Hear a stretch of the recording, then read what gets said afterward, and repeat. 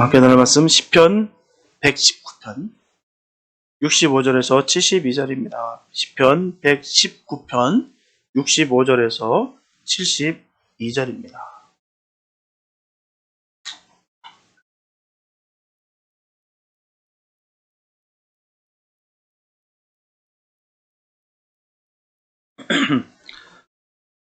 시편 119편 65절에서 72절 주님의 귀한 말씀 봉독해 올립니다. 여호와여, 주의 말씀대로 주의 종을 선대하셨나이다. 내가 주의 계명을 믿었사오니 명철과 지식을 내게 가르치소서. 고난 당하기 전에는 내가 그릇 행하였더니 이제는 주의 말씀을 지키나이다. 주는 선하사 선을 행하시오니 주의 율례로 나를 가르치소서. 교만한 자가 거짓을 지어 나를 치려 하였사오나 나는 전심으로 주의 법도를 지키리이다. 저의 마음은 살쪄 지방 같으나 나는 주의 법을 즐거워하나이다. 고난당하는 것이 내게 유익이라. 이로 인하여 내가 주의 율례를 배우게 되었나이다. 주의 입의 법이 내게는 천천 금은보다 승하니이다. 예. 우리가 살아가면서 성공만 할 수 있으면 얼마나 좋겠습니까? 그러나 성공만 할 수가 없다는 것이죠. 때론 계획한 일들이 실패하여서 깊은 좌절감에 우리가 빠지고 느낍니다. 하지만 그 실패의 경험으로 말미암아 다시 딛고 일어날 수 있으며 성공에 이를 수가 있습니다. 누구나 어느 분야, 그 어느 분야의 전문가가 되기 위해서는 참 많은 시행착오를 겪어야 됩니다. 겪을 수밖에 없어요. 새로운 것을 얻는다는 것은 익숙하지가 않습니다. 새로운 것을 얻고 또한 또 다른 나은 것을 얻기 위해서는 계속해서 시행착오를 겪을 수밖에 없다는 것이죠. 왜냐하면 틀린 만큼 알게 되게 있습니다. 또한 깨닫게 되는 것이기 때문이에요. 틀린 만큼 말입니다. 그래서 우리는 실수하거나 실패하는 것을 결코 두려워하지 마시고 틀려도 기죽지 않냐고 내 앞에 놓인 문제들이 더 많이 풀어가면서 우리가 나아가야 될 줄 믿습니다. 분명한 사실은 세상 누구에게나 시험과 연단이 있어요. 그러나 그것을 이기고 견딤으로 말미암아 인격이 완성이 되어가고 자신의 본분을 세워가는 것입니다. 구약의 성전 건축을 통해서도 우리는 연단에 대해서 우리가 생각해 볼 수가 있어요. 솔로몬 왕은 즉위 4년 만에 본격적으로 하나님의 전을 짓기 시작합니다. 성전을 건축하는 데 있어서 전국에서 그 모집한 인원만 18만 3,300명입니다. 어마어마한 숫자의 인원을 동원했어요. 뿐만 아닙니다. 성전을 짓기 위해서는 들어간 물자는 정말 천문학적인 그 금액이 들어갔습니다. 근데 여기서 중요한 것은요, 성전이 지어지기 위해서는 먼저 성전의 기초가 놓여져야 된다는 거예요. 바로 성전의 기초석이 모리아산에 놓여짐으로 인하여 역사적인 성전 건축이 시작되는 것입니다. 시작은 거기서부터입니다. 기초석이에요. 그래서 솔로몬 왕은 크고 귀한 돌을 떠다가 다듬어서 성전의 기초석으로 놓았습니다. 여기서 우리가 깨달아야 되는 것은 우리는 모두 하나님의 성전을 이루고 있는 돌들이라는 사실이에요. 그래서 성전의 귀중한 부분에 사용되는 돌들은 하나같이 다듬어진 돌들이라는 것을 우리가 알 수가 있습니다. 아무 돌이나 막 쓴 거 아니에요. 그냥 길바닥에 떨어져 있는 것, 아무 돌을 그냥 성전에 쓰는 것이 아니라 그 성전에 쓸 돌들을 하나같이 잘 다듬어서 그 크기와 모양에 맞춰서 그렇게 사용됐다라는 것입니다. 여기서 다듬어진다는 그 히브리 원어는 가지트라고 하는데요. 자르다, 쪼개다, 정제하다라는 뜻을 가지고 있어요. 그냥 다듬는 게 그냥 모양이 아닙니다. 자르고요, 쪼개야 되고요, 잘 정제해야 된다는 사실이에요. 이것은 바로 신앙이 성숙됐다라는 그 의미입니다. 신앙의 성숙. 분명히 저와 여러분들은 예수님을 처음 믿을 때는 모두 산에서 처음께는 아주 거칠고 다듬어지지 않은 그냥 모난 돌과 같았습니다. 그러나 주 앞 안에서 여러 가지 환난과 시련을 통해서 연단을 받게 되면 우리의 그 거칠고 모난 부분들이 깨지고 부서지고 연마되어서 잘 다듬어진 쓸모 있는 돌이 되어서 하나님의 성전에 쓰임받게 되는 것입니다. 잠언서 27장 17절에 보면은 철이 철을 날카롭게 하는 것 같이 사람이 그의 친구의 얼굴을 빛나게 하느니라 라고 말씀하고 있어요. 이 말씀을 공동 번역해서 보게 되면 그 의미가 더욱 명확해집니다. 쇠는 쇠에 대고 갈아야 날이 서고 사람은 이웃과 비벼대며 살아야 다듬어진다. 이 뜻입니다. 이처럼 쇠라는 것은 부드러운 것으로는요 절대로 다듬어지지 않습니다. 절대로 날카로워지지 않아요. 아무리 부드러운 걸 닦아보십시오. 그 날이 쓰는지요. 절대로 날카로워지지 않습니다. 쇠를 가는 데는 가장 좋은 도구가 바로 같은 쇠라는 거예요. 이와 같이 사람을 다듬는데 가장 좋은 도구는 사람이라는 것입니다. 분명하게 사람은 사람을 만나서 갈려야지 다듬어집니다. 사람과 사람이 말입니다. 우리 그런 말 자주 합니다. 이꼴저꼴 나 안 본다. 나 이꼴저꼴 내가 보려고 여기 있냐. 이꼴저꼴 안 보면 변화가 없습니다. 이꼴저꼴 안 보면 변화가 없다는 것이죠. 많은 사람들이 이런 상황을 참 싫어해요. 피하게 됩니다. 나 이 꼴을 당하려고 내가 여기 있냐. 내가 저 꼴을 내가 겪으려고 내가 여기 있느냐라고 많이들 얘기합니다. 나 이 꼴 저 꼴을 보지 못하면 결코 변화는 없다는 사실이에요. 우리 교회 생활 중에서 가장 어려운 것이 뭘까요? 예배일까요? 기도일까요? 말씀은 우리가 공부하는 걸까요? 다 중요하고 쉽지만은 않습니다. 그러나 가장 우리가 어렵게 느껴지는 것은 사람과의 관계입니다. 참 이 부분에 대해서 많은 사람들이 부딪히고 시험에 들고 급기야 교회를 떠나시는 분들도 많이 계세요. 이 사람의 관계가 쉽지 않아서 말입니다. 교회라는 믿음의 공동체는 세상과 달라요. 세상처럼 함부로 할 수 없다는 것이죠. 어느 인원도 어떤 영혼이라도 하찮게 여길 수 있는 영혼은 없습니다. 절대로 함부로 대하면 안 돼요. 왜요? 주님이 귀하게 보시는 영혼이기 때문입니다. 우리 그렇게 영혼을 대해야 되는 거예요. 그가 가진 것이 있다 없다를 중요한 것이 아니고 그 사람이 사회적으로 높은 위치에 있다, 낮은 곳에 있다, 그게 중요치 않습니다. 주님 보시기에 그 영혼은 똑같이 귀합니다. 그렇기 때문에 우리가 절대로 함부를 수 없어요. 근데 이것을 악용하시는 분들도 있다는 것이죠. 함부를 수 없다는 건 본인은 잘 섬기지도 않으면서 늘 섬김만 받으려고 하는 분도 더러 있다라는 사실입니다. 때로는 우리가 개성이 뚜렷한 것이다라고 전하는 사람도 있어요. 개성이 뚜렷한 것으로 우리가 포장하지만 결국 다듬어지지 않은 것입니다. 다듬어지지 않은 것이기 때문에 바로 비성숙됐다라는 것입니다. 비성숙된 것이지 개성이 아니에요. 저마다 똑같다고 말하는 것은 아닙니다. 저마다 모양도 다르고 크기도 다르고 여러의 삶의 모습이 있습니다. 그러나 한 영으로 같은 영으로 함께하기에 우리는 하나가 되어야 된다고 우리가 늘 주장하는 것입니다. 하나 되는 이유가 거기 있는 거예요. 로봇처럼 똑같은 말을 하고 똑같으라고 얘기하는 것이 아닙니다. 내가 주를 위해서 늘 포기할 수 있는 것. 이것이 바로 성숙이라는 거예요.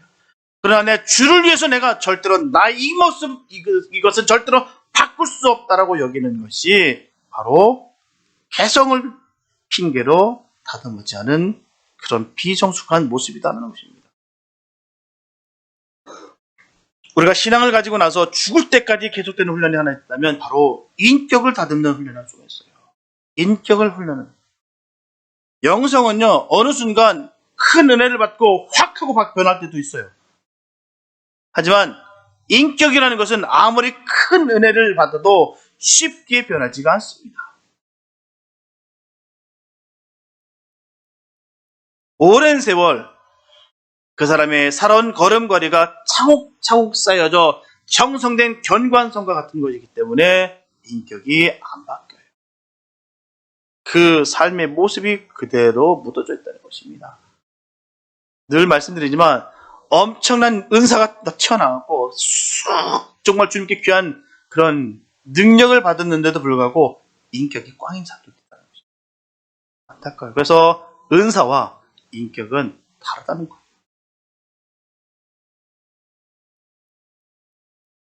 그래서 우리를 너무나 사랑하시는 주님께서는 우리를 더 예수님을 닮은 아름다운 사람이 되게 하시려고 우리 인생 가운데 여러 사람을 섭리 가운데 붙여주신다는 것입니다. 아, 저 사람이 왜 내 옆에 있을까? 아, 나랑 정말 안 맞는데 왜 나와 함께 이 자리에 있어야 되는지 모르겠다. 왜일까요? 하나님께서 우리에게 붙여주셨다는 사실입니다. 우리를 다듬기 위해서 예수님을 더욱더 닮아간 아름다운 모습으로 변화되기 위해서. 분명하게 사람은 혼자 살아갈 수 없는 존재예요. 모든 사람은 서로 함께 더불어 살아가는 존재들입니다. 서로가 서로의 성장을 독려하고 이끌어주는 거예요. 처리 도구가 되기 위해서는 수없이 많은 마찰과 부딪힘과 즉 연단의 고통이 따라야만 가능합니다. 그래야 철이 강해지고 더 날카로워지는 거예요.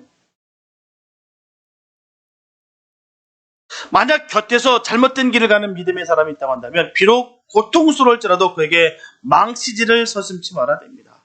단 사랑이 없으면 안 됩니다. 사랑 안에서 말입니다. 사랑 없이 하는 것은 폭력이에요. 내가 저 말을 들어도 나는 괜찮다 여기는 말들 하시기 바랍니다. 정답만 따박따박 하시는 분들 계세요. 근데 문제는요. 옆에서 정답만 따박따박 할 때 그 소리 못 듣는 것이죠. 본인은 삐지면서 자기는 쿨하다고 얘기하면서 하시는 분들이 많이 계세요. 내 안에 사랑이 있느냐 없느냐를 꼭 우리가 점검하시기 바랍니다. 사랑이 없는 것은 아무리 좋은 말을 들어도 그 말은 폭력인 거예요. 세상에 사람들은 머리가 나쁘지 않습니다. 다 정답을 알고 있어요. 모르는 바가 아닙니다.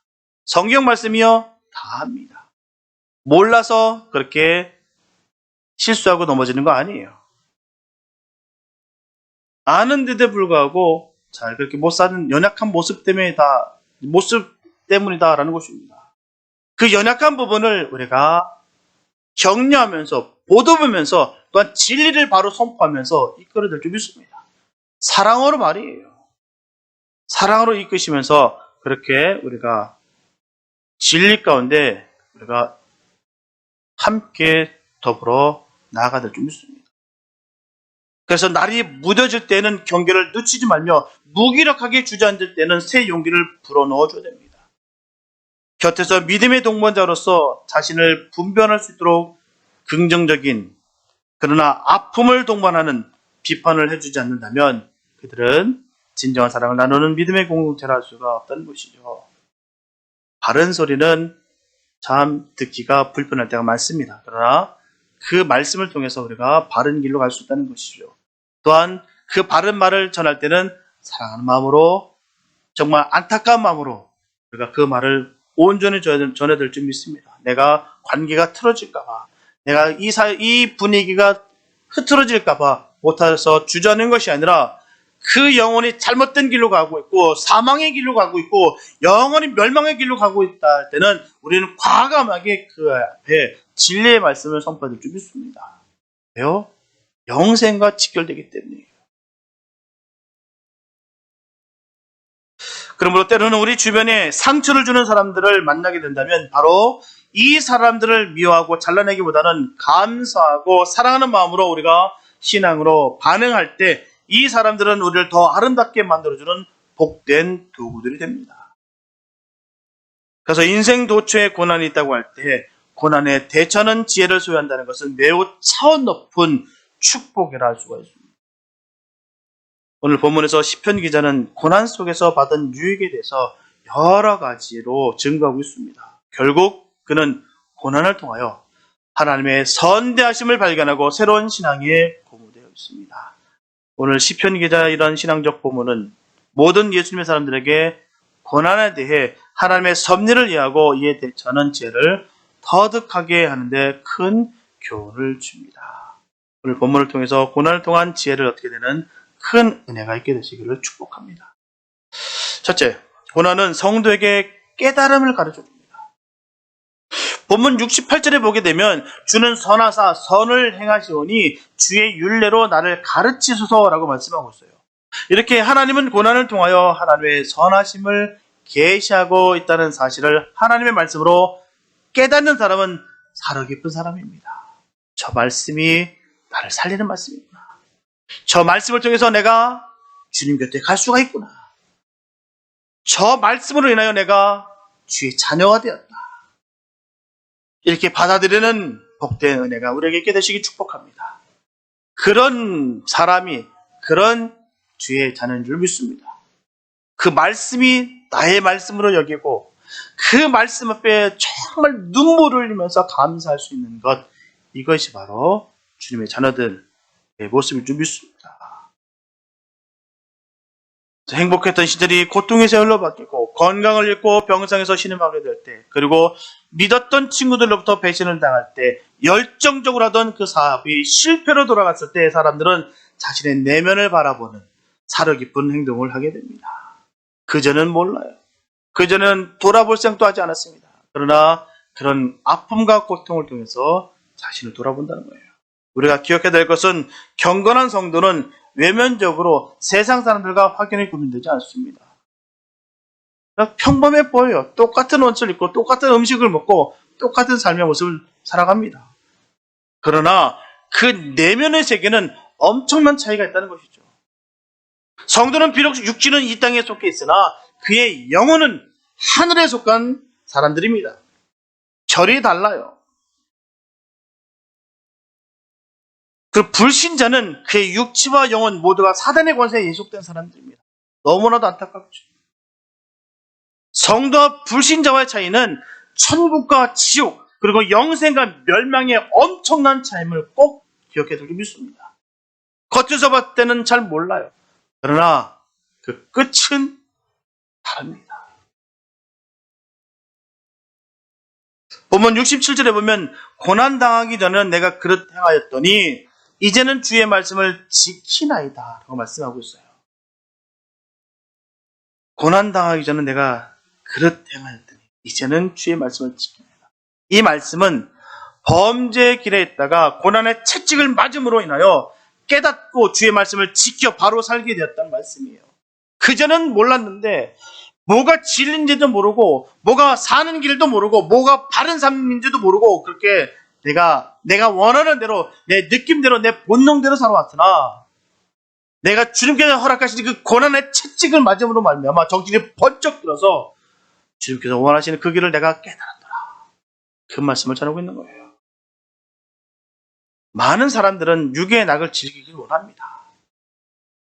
문제는 이 일이 지나치면 이 모든 것이 육적인 것에 너무 집중하고 집착하게 되면 신령한 생활을 등지게 되고 육의 욕구대로 따라 살다가 결국 타락하게 됩니다. 이게 무서운 거예요.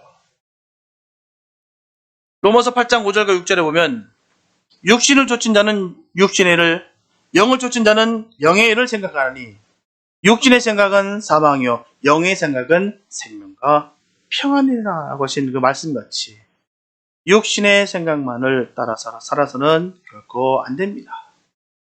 그렇게 살지 못하게 하기 위해서 하나님께서는 고난의 채찍을 통해서 정신을 가다듬게 하십니다. 다윗은 인간의 육을 따라 한가하게 살다가 바로 밧세바를 취하는 죄를 범합니다. 끔찍한 죄를 범했어요. 인간으로선 도저히 할 수 없는 그 죄를 범하게 됩니다. 육을 따라 살다 보니까 그렇게 되는 거예요. 모든 것이 다 내 거인 것 같고 이제는 되었다라고 여겼고 이제는 어느 누구도 나에게 대적할 자가 없다라고 여겼고 그렇기 때문에 하나님께 시선이 고쳐 향해야 될 그 시선이 육으로 땅바닥으로 떨어졌다는 거예요. 그러다 보니 인간으로서는 도저히 할 수 없는 그런 악한 범한 죄를 지었다는 것입니다. 그 후에 밧세바가 다윗을 통하여 낳은 아이를 하나님께서 치심으로 말미암아 그 아이는 심히 앓다가 죽게 됩니다. 이와 같이 하나님은 인간이 육신의 낙으로만 기울어질 때 그냥 버려두지 아니하시고 고난을 통하여서라도 깨닫게 해주신다는 거예요. 이것이 은혜를 줄 믿습니다. 끝까지 내버려 두는 것이 무서운 거예요. 정말 주님께서 버리는 겁니다. 내가 사망의 일들을 내가 이루고 있는데도 불구하고, 정말 중한 죄를 짓고 있는데도 불구하고 아무런 변화가 없는다는 것, 무서운 겁니다. 오늘 수많은 주의종들이 넘어지는 부분은 그런 거 아니겠습니까? 그 험한 죄를 짓는데도 불구하고, 그 정말 하지 말아야 될 그런 수많은 엄청난 그 죄를 짓는데도 불구하고 교회는 날로 승승장구하고 맡은 사역은 잘 되니까 그 죄에 대해서 새까맣게 까먹는 거예요. 하나님 나를 특별히 사랑한다 여기고 그냥 그 죄악 가운데 벗어나지 않는다는 것입니다. 그게 가장 무서운 거예요. 하나님께서 버렸다는 정확한 증거가 거기 있습니다. 고린도후서 12장 7절에서 사도 바울은 고백합니다. 여러 계시를 받은 것, 이 지극히 크므로 너무 자고하지 않게 하시려고 내 육체의 가시 곧 사단의 사자를 주셨으니 이는 나를 쳐서 너무 자고하지 않게 하려 하십니다. 이처럼 그가 받은 계시만 큰 것이 아니었어요. 그가 받은 능력만 큰 것이 아니었습니다. 학식도 가문도 혈통도 그런 자랑할 것이 너무너무 많은 사람이었습니다. 그런 사도 바울이었기 때문에 그에게 찌르는 가시, 바로 고난이 없었다라고 한다면 그는 분명히 교만해져서 하나님의 일을 할 수가 없었을 것입니다.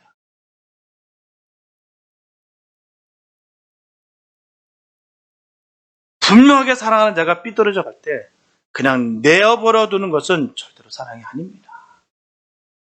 어떻게 내 사랑하는 사람이 정말 죽을 길을 향해서 가고 있는데, 멸망의 길을 가고 있는데 어찌 가만히 있을 수 있을까요? 두 가지입니다. 내가 하나님을 믿지 않는다, 아니면 그 사람을 내가 사랑하지 않는다. 둘 중에 하나입니다.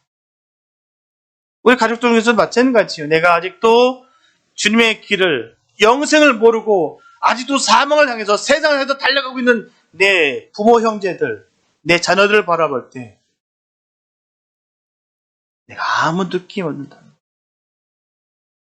거기에 대해서 별로 내가 내 삶에 바다가 없다. 영적인 그런 충돌이 없다.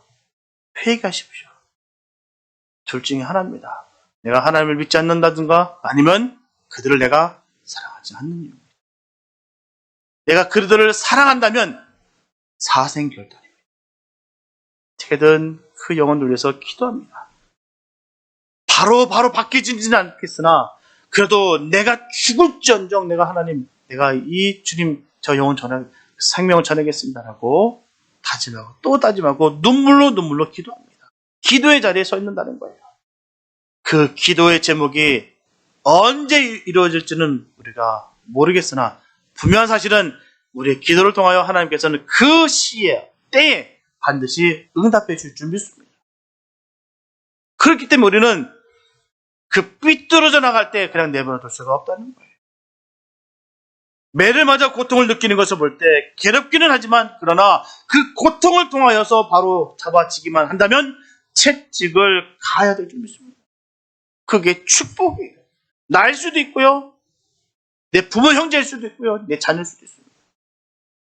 채찍을 가면서까지라도 주님께로 돌아올 수 있다면 축복입니다.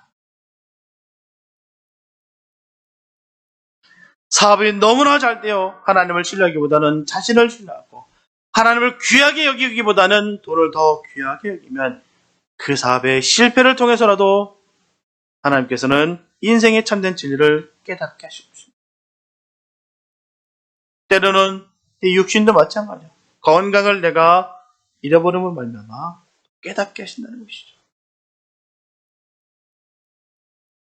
요나 같은 경우를 보게 되면 느느웨로 가라는 하나님의 명령을 거역하고 그는 다시스로 갑니다. 정말 죽으면 죽었지 느느웨에 가서 하나님 말씀 전하고 싶지 않았어요. 철저히 하나님을 무시하고 거절했어요. 그래서 다시스로 가요. 그쪽으로 가다가 큰 물고기 뱃속에 들어갔는데 그 고통 중에서 그는 기도합니다. 회개하며 처절하게 기도합니다. 내가 받은 고난을 인하여 여호와께 불러 아뢰옵사더니 주께서 내게 응답하셨고 내가 수울의 뱃속에서 부르짖었더니 주께서 나의 음성을 들으셨나이다. 이 요나의 기도는 인간의 잘못된 길을 고난으로 막아주신 그 하나님의 능력과 섭리를 깨닫고 회개하며 절절히 눈물로 드린 기도입니다. 우리가 고난을 당할 때 그 고난 속에서 하나님의 뜻을 발견만 한다면 그 고난은 우리에게 유익을 주는 것입니다. 고난이 더 큰 형벌을 받을 만한 일을 막기 위해서 주시는 것이라면 분명 우리에게 유익이 되는 거예요. 이처럼 고난을 통하여 인간은 자기가 지금까지 살아온 삶의 방향을 점검하고 생의 진로를 수정하게 됩니다. 내가 이대로 가면은 죽는 길이었구나. 하나님께서 나를 막으시는구나. 내가 세상에 눈을 돌렸던 나에게 있어서 하나님께서 다시 주님께로 시선을 돌리게 하시는구나. 이 진리의 하나님 뜻을 안다면 그게 복일 줄로 믿습니다. 그냥 고통을 고통으로만 여기고 끝나면 아무것도 아닙니다.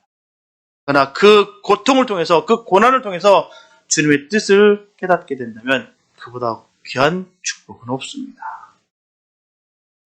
그래서 고난은 하나님을 향한 깊은 깨달음을 주는 귀한 시간이에요.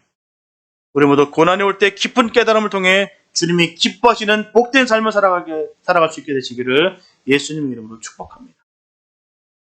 둘째, 고난은 성도를 정결케 합니다. 본문 70절에 보면 저의 마음은 살쪄 지방 같으나 나는 주의 법을 즐거워하나이다 라고 말씀하고 있어요. 고난은 인간의 잠든 영혼을 일깨워 세우는 역할을 합니다. 그래서 안일에 빠져있던 사람에게, 유격에 빠져있던 사람에게 선한 충격을 감으로 말미암아 깨어나게 합니다. 그것은 사단의 영향력에서 벗어나게 하는 힘을 갖게 한다는 것이죠. 그래서 둔한 마음, 어두운 마음, 어리석은 마음을 일깨워 총명하고 명철하게 만듭니다. 본문 71절에 보면 고난당하는 것이 내게 유익이라 말씀하고 있어요. 이처럼 고난을 유익으로 수용할 수 있다는 것은 고난을 통해서 겸손해졌다는 것을 전하는 거예요. 그전에는 팔딱팔딱 내 자아가 섰는데 이제는 철저하게 주님 앞에서 내가 온유해졌다는 사실입니다. 그래서 이 겸손은 정직한 자기 인식에서 비롯되는 거예요. 나를 발견한 것입니다. 나 같은 더러운 죄인을 주님께서 나를 건지셨구나. 내 자신도 나를 용서 못하는 나인데도 불구하고 주님은 날 용납하시고 날 자녀 삼아 주셨구나. 이걸 발견한다는 것입니다. 우리가 믿음 지키면서 이거 발견하지 못하는 것은요, 우리가 다시 한번 되돌아봐야 됩니다. 점검하시기 바랍니다. 회개가 없는 거듭남은 없습니다. 내가 성경 말씀을 많이 알아서 난 거듭났다. 아닙니다. 회개함으로 말미암아 거듭나는 거예요. 나를 발견하는 것입니다. 나 같은 죄인을 주님께서 날 건져내셨구나. 살리셨구나. 나를 영원한 생명을 주셨구나. 이게 바로 구원받은 자의 모습입니다. 이게 거듭난 사람이에요. 내가 천국은요, 우리가 죄가 없어서 천국 가는 거 아니에요.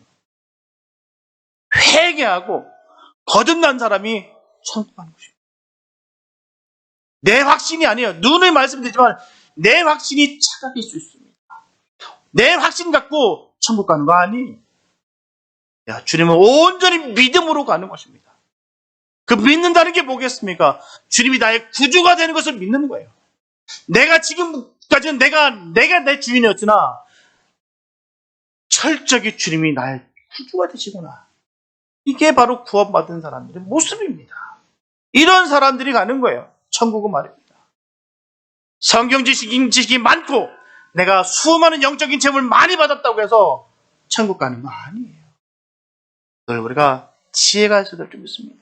오죽하면 우리 주님께서 뱀같이 지혜로우라고 말씀하지 않습니까? 뱀은 뭡니까? 사단 아닙니까? 그런데도 불구하고 그런 우리에게 비유를 주셨어요. 왜요? 지혜가 필요하니까. 우리가 분명한 이 지혜가 있어야 될 줄 믿습니다. 내가 구원받는 것은 직분이 얘기하는 것이 아닙니다. 경력을 따지는 것을 말하는 것이 아닙니다. 성경 지식을 말하는 것이 아니에요. 내가 회개하여 거듭나서 내가 지금까지는 내가 주인이었으나 온전히 예수께서 나의 구주가 되시고 주인이 되신다. 나의 아버지가 되신다. 이것을 믿는 자가 천국 가는 것입니다. 우리가 거듭 점검하시고 또 점검하시기 바랍니다. 왜요? 이 부분에 대해서는 우리가 정말 중요한 거예요. 왜요? 영원한 생명과 영원한 멸망의 차이이기 때문에.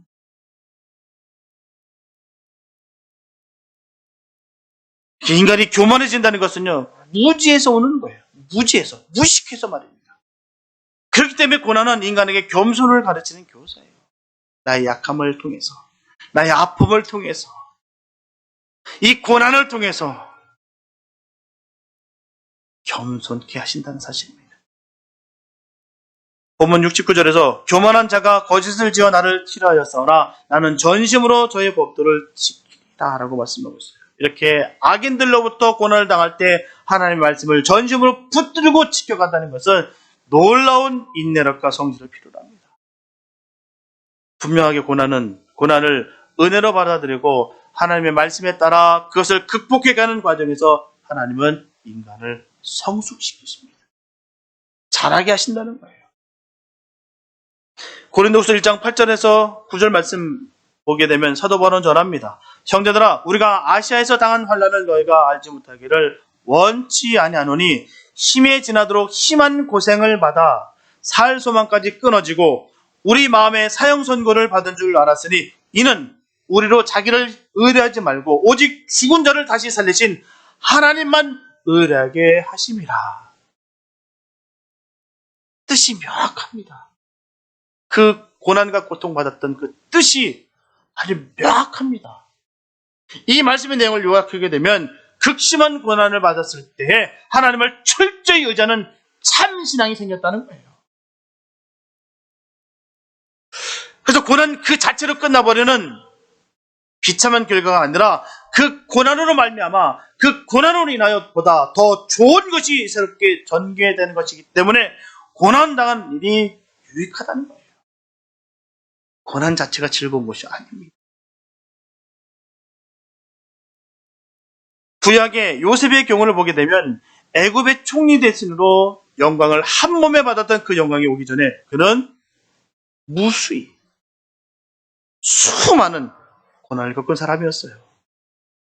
이렇게까지 한 인간이 철저히 짓밟힐 수가 있을까? 버림을 받을 수 있을까? 고난을 받을 수 있을까 할 정도로 정말 많은 고난을 겪었던 사람이 바로 요셉입니다. 그런 형들에게 미움을 받아서 애굽 땅에 팔려갔어요. 팔려간 것으로 끝난 것이 아닙니다. 보디발의 집에서 억울한 누명을 쓰게 돼요. 그래서 감옥에 갇히기도 합니다.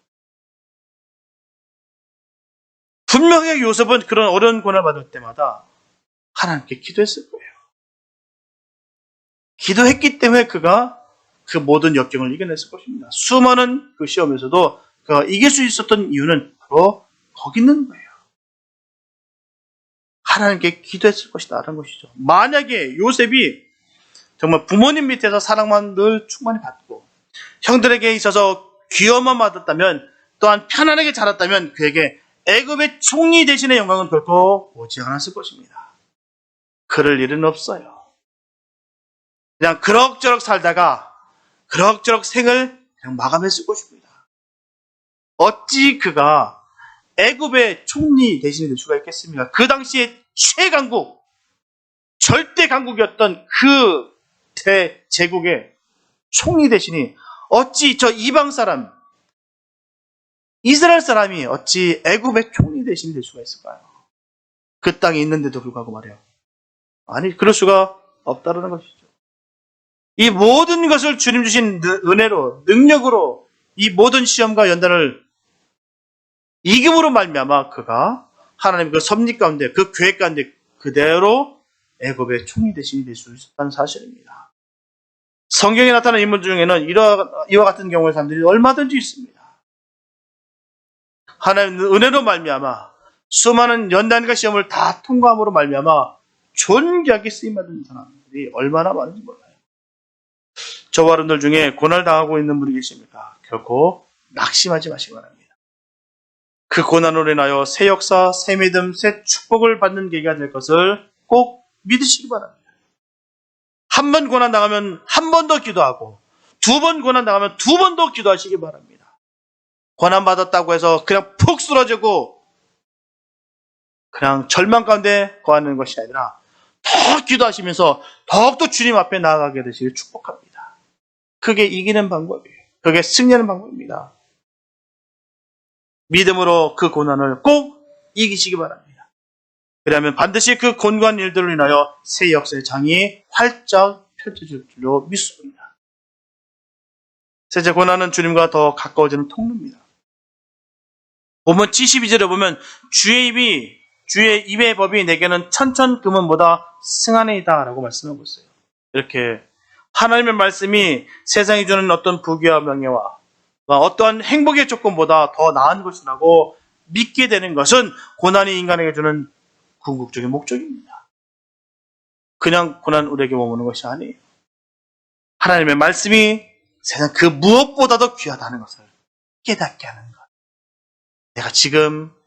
내가 있었던 고난을 통해서 주님과의 관계가 더욱더 가까워졌다라고 한다면 그 고난은 우리에게 복된 것입니다. 그 목적이 거기 있는 거예요. 그래서 하나님의 고난을 주시는 것은 곧 내게로 가까이 나오라. 그겁니다. 주님이 선포하시는 거예요. 주님께로 오라는 거예요. 그래서 그 고난을 허락하시는 것입니다. 주님께로 더욱더 나아오라는 것입니다. 내가 고생될 때 더욱 주님께 가까이 가기를 원한다는 것은 마치 어린아이가 몸이 괴로울 때 엄마를 더 찾게 되는 것과 같다. 객지에 있는 사람들이 일이 잘 되어가고 건강할 때 부모 생각합니까? 다른 거 생각합니까? 그럴 때는 부모 생각 안 하다가 일에 낭패를 당하고 몸이 아파 누워있을 때 몹시 고향이 생각나고 또한 부모님의 사랑이 그러진다는 거예요. 참 신기하고 놀라워요. 훈련소에 보면은 처음에 가서 훈련하고 세상과 떨어집니다. 철저하게 격리되는 거예요. 그럼 왜 이렇게 부모님 생각이 나는지 몰라요. 편지를 쓰게 해줍니다. 하루에 한 번. 그 편지를 쓰게 될 때 보면 죄다 눈물바다예요. 옆에서 그냥 글을 못 씁니다. 눈물이 뚝뚝 떨어져가지고요. 글을 못 써요. 울면서 씁니다. 그냥 잘못했던 것만 생각나는 거예요. 막 써내려가요. 다 그 자리엔 정말 효자들만 있어요. 어쩌면 그렇게 부모님 생각하는 마음이 그렇게 강한지 몰라요. 다 울면서 정말 보고 싶어서 어쩔 줄 모릅니다. 근데 문제는 제대하면서 그 효심도 다 내려놓고 간다는 거예요. 신기하고도 놀랐습니다. 그렇게 그렸던 부모님들이 제대와 동시에 그 모든 효심을 다 군대에다 부대에다 다 놓고 전역해요. 몸이 편하고 마음이 편하면 참 그렇지가 않다라는 것입니다. 누가복음 15장에 기록되어 있는 탕자의 비유를 보더라도 그렇습니다. 탕자가 아버지 집으로 돌아오게 된 동기가 바로 돈이 다 떨어지니 친구도 없어지고 가난과 고독만 남게 되었다는 것이죠. 이런 서름이 어려운 것이라고 했어요. 탕자는 이 배고픈 서름을 당하면서 누가복음 15장 17절에서 전하기를 나는 여기서 줄여 죽는구나 할 정도로 고난을 당했던 것입니다. 얼마나 힘들고 고통스러웠으면 난 여기서 줄여 죽는구나. 그래서 이제 굶어 죽는구나. 이제 끝이구나. 쥐염 열매도 먹지 못하는 그 돼지 음식도 내가 뺏어 먹지 못할 정도로 내가 줄여 죽게 되겠구나. 극심한 고난을 전하고 있습니다. 그때 비로소 아버지께로 돌아갈 각오를 가지게 됐다. 그 전까지는 갈 면목도 없고 갈 마음도 없었습니다. 그런데 그 고난과 고통을 통해서 그가 아버지께로 돌아갈 각오를 가지게 됐다는 것이죠. 이렇게 하여 그가 집에 돌아옴으로 말미암아 모든 복을 받게 되었습니다. 이 탕자의 경우를 보면 분명 고난당하는 것이 유익인 것을 알 수가 있습니다. 하나님의 자녀인 성도들과 가까이 계시기를 너무나도 원하겠어요. 늘 우리와 함께 하기를 원합니다. 주님이 바라시는 건 별거 아니에요. 나와 함께 합니다. 우리가 주님이 기뻐하는 거 다른 거 아닙니다. 주님과 늘 함께 동행하는 것. 그게 주님께서 가장 원하시는 거예요. 세상적인 기준과 사람들의 생각 속에서 크고 작고의 문제를 통해서 주님이 기뻐하시는 것이 아니라 철저하게 어린아이와 같이 주님과 함께 동행하는 것. 주님 생각만 할 때마다 너무 감사가 넘치는 것. 면목 없는 나를 이렇게 건져내 주시고 생명 주시고 자녀 삼아 주시는 것에 늘 감사하는 그 마음. 우리 주님이 가장 기뻐하는 거예요. 우리가 하나님을 멀리할 때는 여러 방법으로 가깝게 되도록 역사하십니다. 왜요? 주님과 떨어지면 죽기 때문이에요. 죽는 것을 너무너무 잘 알고 계시기 때문에 주님께서 자꾸 주님 품으로 불러 모으십니다. 우리가 깨닫게 되는 것은 하나님은 사랑으로 어루만져 주시기도 하고요. 채찍을 가해서 따끔한 맛을 보도하십니다. 그래서 우리가 환난을 만났을 때 주님의 품속 깊숙이 차려 우리가 푹 안겨들 줄 믿습니다. 마태복음 3장 12절에 보면 손에 키를 들고 자기의 타작마당을 정하게 하사 알곡은 모아 곳간에 들이고 쭉정이는 꺼지지 않는 불에 태우시리라. 이처럼 손에 키를 들고 알곡과 쭉정이를 가려낸다고 하셨어요. 분명하게 키질 할 때 보면 바람이 일고요. 바람이 일면 알곡은 키를 잡은 사람 앞으로 점점 불러오고요. 쭉정이는 바깥으로 키 밖으로 나가버립니다. 이게 키질이에요. 키질을 왜 합니까? 분리하기 위해서 하는 거예요. 그냥 하는 것이 아닙니다. 그러므로 저와 여러분들은 이 세상을 살아가는 동안에 환난의 바람이 불 때 주님께 더욱더 가까이 가는 기회를 삼아들 줄 믿습니다. 나에게 왜 이런 일들만 자꾸 생기는 걸까? 꼬리에 꼬리를 물고 계속해서 나는 왜 이렇게 고난을 받는 것일까? 더욱더 주님께 나아가시기 바랍니다. 주님이 찾고 계시는 거예요. 주님이 부르시고 계신 것입니다. 그럼 나는 주님께 응답해야 되는 것입니다. 아버지, 내가 여기 있습니다. 그렇게만 되면 고난이 우리에게 유익을 주는 결과가 되는 것입니다. 주님을 찾고 또 찾으시기 바랍니다. 지금의 어렵고 힘든 이 모든 환난을 그냥 환난으로만, 고난으로만 우리가 마치는 것이 아니라 그걸 통해서 나를 사랑하고 있음을 발견하시고 그걸 통해서 주님이 나를 찾고 계신다는 것을 깨달아서 주님께 나아가게 되시기를 축복합니다. 주님께 가면 모든 것이 만사 형통입니다.